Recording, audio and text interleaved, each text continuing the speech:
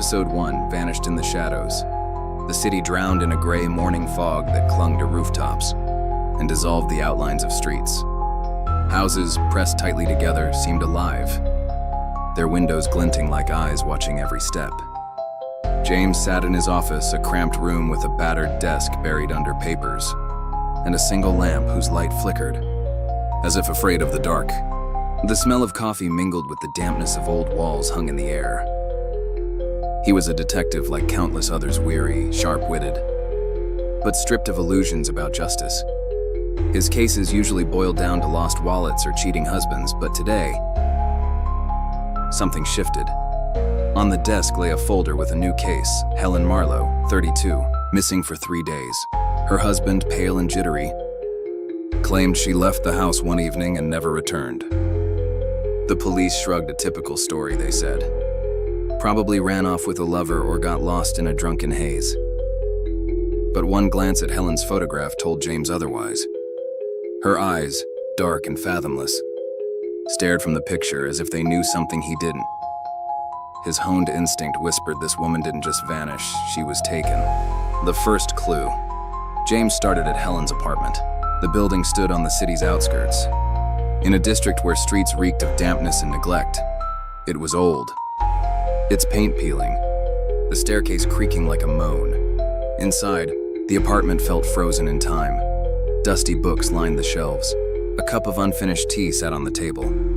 A coat hung by the door as if waiting for its owner. But something was off. The air was heavy, laced with the scent of ash, though there was no fireplace. James noticed a faint gray line on the floor ash, barely visible, trailing to the window.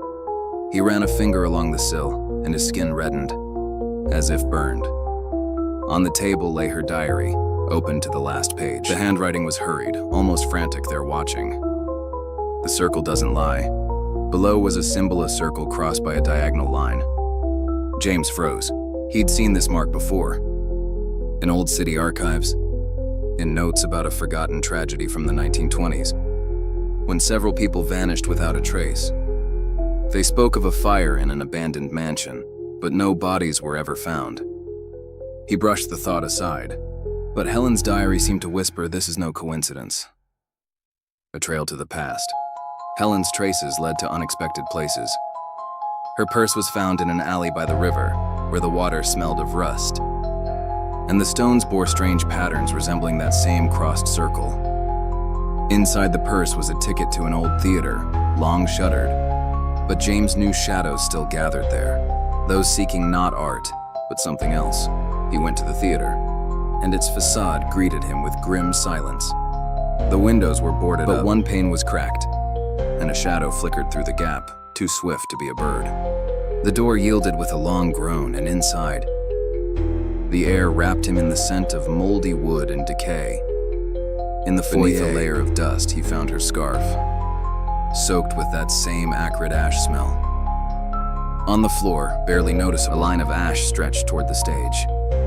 James stepped into the auditorium, his flashlight cutting through the darkness to reveal rows of chairs standing like ghostly spectators. The stage was empty, but the curtain trembled, though no breeze stirred.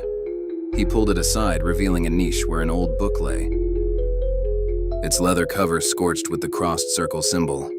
The pages smelled of fire, and the text, written in an unknown tongue, seemed to writhe under his gaze. James felt the air thicken, and the shadow behind him grew denser than it should have been. City legends. He returned to the city and dug deeper. In the library, among dusty archives, he found an article about the 1920s fire. A mansion on the hill had burned to the ground, but locals whispered that the blaze was no accident. They spoke of rituals, of cloaked figures meeting there at night. The victims, all young women like Helen, vanished before the fire, their belongings turning up in odd places by the river. In the theater, even at an old auction where paintings later disappeared. James recalled the symbol from the diary, and realized he'd seen it not just in the archives but on the frames of those missing paintings. His next stop was an old antiquarian who knew the city's dark underbelly. The man, his eyes gleaming like embers, spoke of the keepers of the Flameus secret society that for centuries collected books, paintings and people to complete a ritual unlocking truth and fire. Helen, he said, had been drawn to these legends, digging too deep. She visited the library, went to the theater, even tried to buy a painting at the auction, one depicting a burning city. The old man fell silent, but his look said more. Helen hadn't vanished, she'd been taken. Shadows deepen. James returned to the river where the purse was found. At night, the fog was so thick his flashlight barely pierced it. He caught movement by the water, a cloaked figure whose outline shimmered like a mirage. It vanished as he stepped closer, but a mark remained on a stone, a crossed circle, seared as if by flame. His heart raced. He felt Helen was near, yet not in this world. Her traces led beyond, where shadows grew more real than light.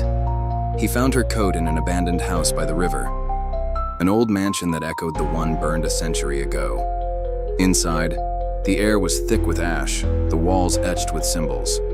On the floor lay a photograph of Helen, her face burned away, and beside it, a note. Fire knows.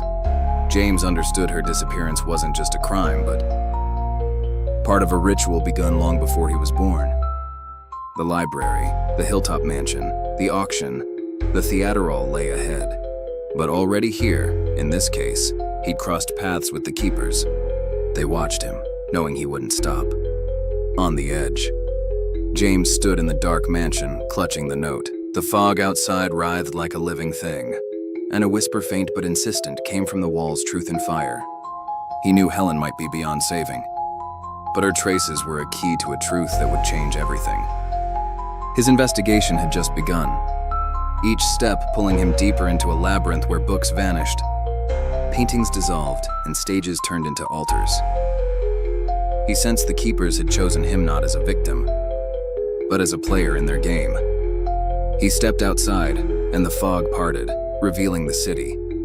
But now James saw it differently. Behind every corner, in every window, in every shadow, he felt their presence. His case about a missing woman had become something more, a beginning of a path, where truth was more dangerous than lies. He gripped the note and moved forward, knowing the library, the hilltop mansion, the auction, and the theater awaited him.